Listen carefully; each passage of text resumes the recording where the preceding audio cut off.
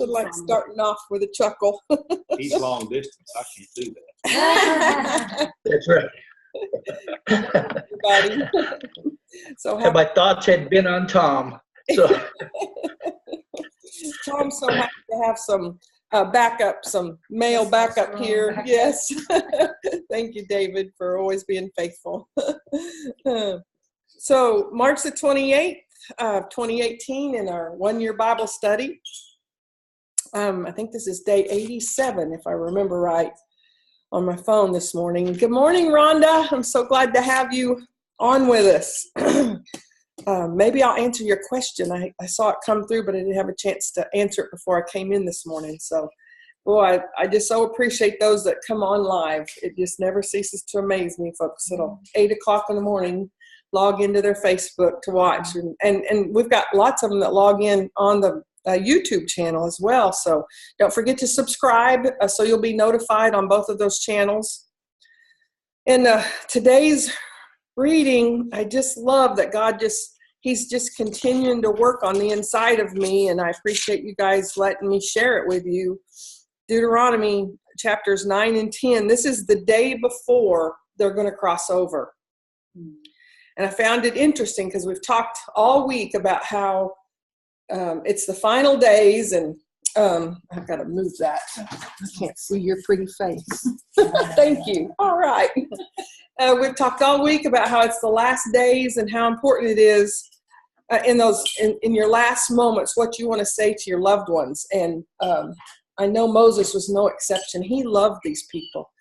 In today's reading, he talks about when they would do wrong and they would rebel against God, and how he would today what caught me was how often he fasted for 40 days and 40 nights without eating anything and drinking no water for 40 days. I think there was 3 different times in here he mentioned it. I knew that when he was up on the mountain getting the 10 Commandments, I remembered that one, but I didn't remember the other ones.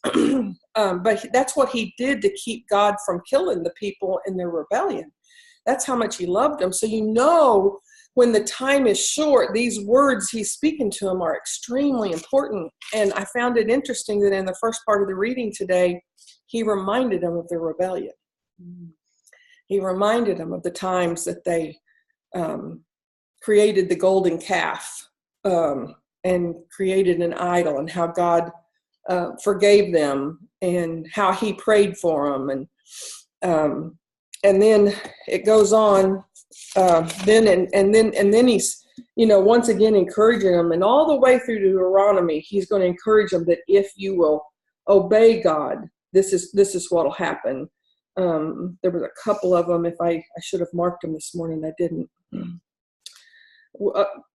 Chapter 10, verse 17. For the Lord your God is the God of gods and the Lord of lords. He is the great God, the mighty and awesome God, who shows no partiality and cannot be bribed. He ensures that orphans and widows receive justice. He shows love to the foreigners living among you and gives them food and clothing. And then he tells them, so you too must show love to foreigners, for yourselves were once foreigners in the land. And that's why that's why at various times we'll have different people at our table in the morning. That's why, that right there just pretty well says it. It's a commandment. I hadn't met Shana but once, I think, and she made the decision to come among us foreigners and come and join us at the table in the mornings. And I love that. It's not the same now when she's not here. And I don't mean that to put pressure on you.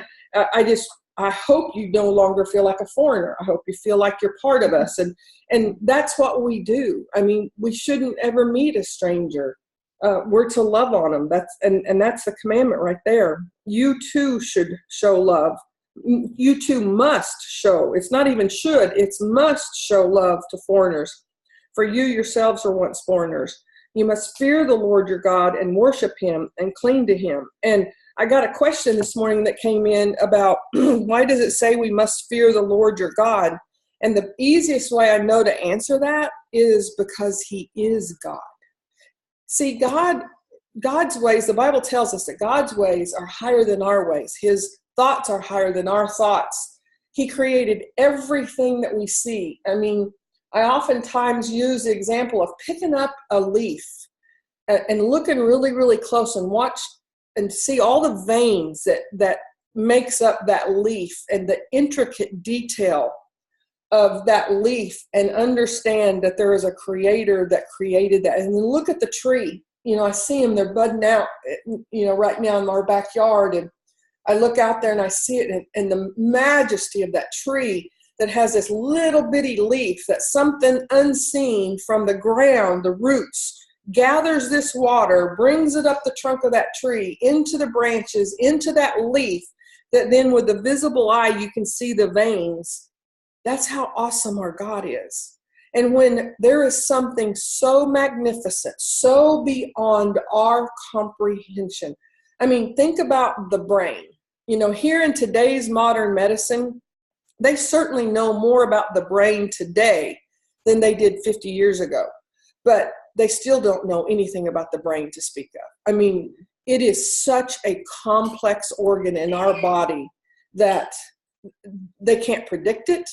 There's sometimes the brain heals itself. There's other times in traumatic injuries that it doesn't.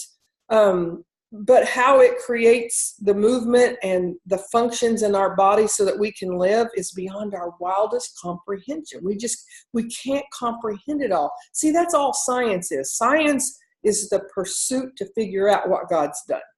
That's the way I look at science. And so therefore, you must fear the Lord your God and worship him and cling to him.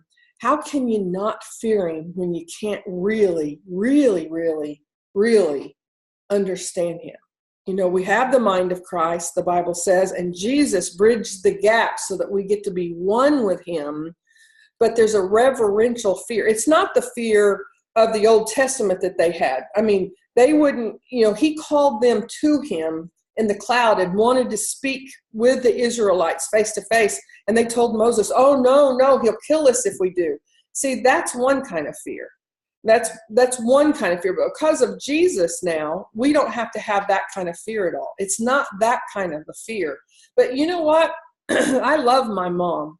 And anybody that's around us, I know, can tell how much I love my mom. But I guarantee you, even at the age my mom is right now, I have a reverential fear for my mom. And that's a healthy fear. It's a fear that says, I will maintain proper boundaries with this person. I will obey this person. I will, and we want our children to have a reverential fear for us as well. And even our grandchildren should have a reverential fear that we understand authority. And the purpose of that is our safety. It's to keep us safe.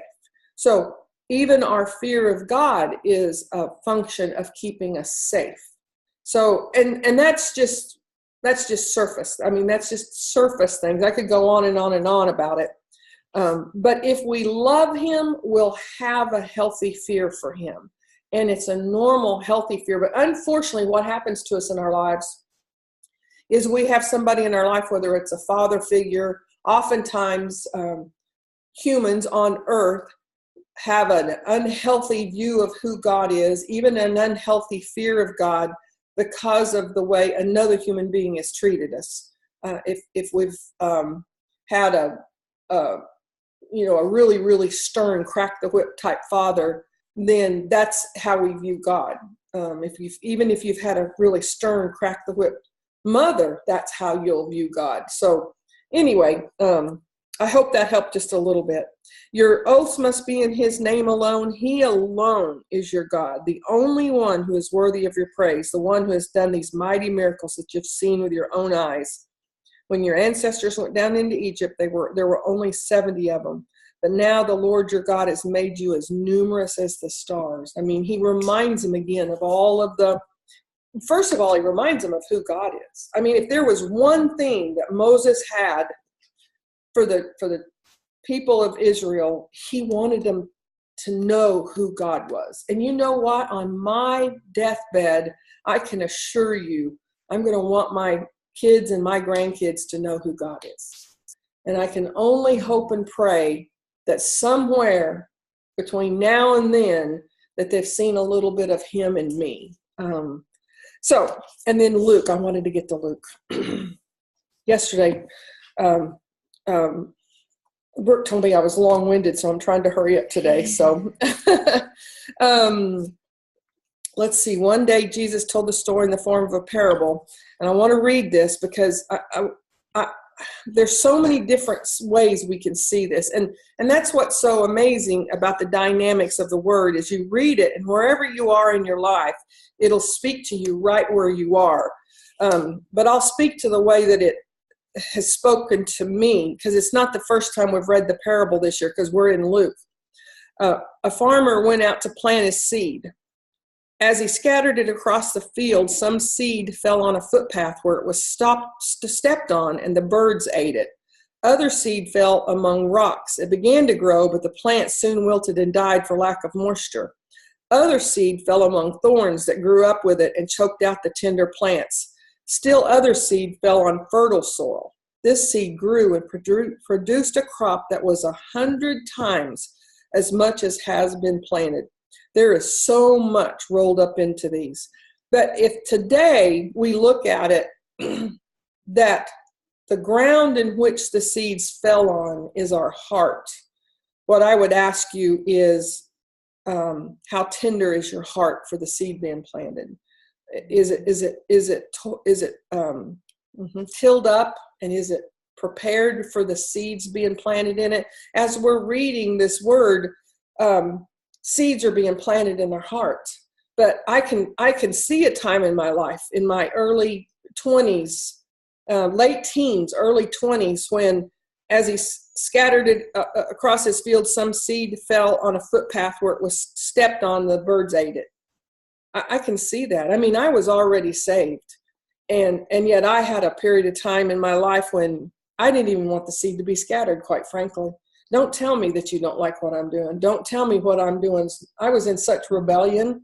And then other seed fell among the rocks. I definitely can see a time in my life when my heart was as hard as a rock. Towards God. I'm talking about towards the things of God. And then when I decided, I fell on my knees on my kitchen floor about 17 years ago, and I said, God, I'm tired of the rocks. I'm tired of the seed being scattered and the birds eating it up. I've done it my way. I want to do it your way. Then I started reading the Bible. I told him, I'm yours. I'm yours. I don't want to go back to my old way of doing things. That's when, as I started reading, as I started praying, with every prayer, our soil is being tilled up, ready for the seed. With every time we read a verse, our soil is being tilled up, ready for the seed to be planted. But I can remember that in the early days, there was so much religious teachings, and there was so many opinions, and people that may have had good intentions telling me things that didn't line up with the word of God, that the weeds come up and drown out the seed for a long, long time. And it was a process. I mean, if you've ever planted a garden, you know what I'm talking about. I mean, oh my goodness, that soil looks so rich, and it's dark, and you've got it tilled, and it's soft, and you go out there with your hoe and you make your little rows and you plant those little seeds, and you're watching it every single day. Is it coming up? Is it coming up? And then when you see the first little sprouts, it's like, oh yes. And then all of a sudden there's more weeds than there are sprouts. That's how it was in the beginning. And I think that's a picture of our walk with the Lord.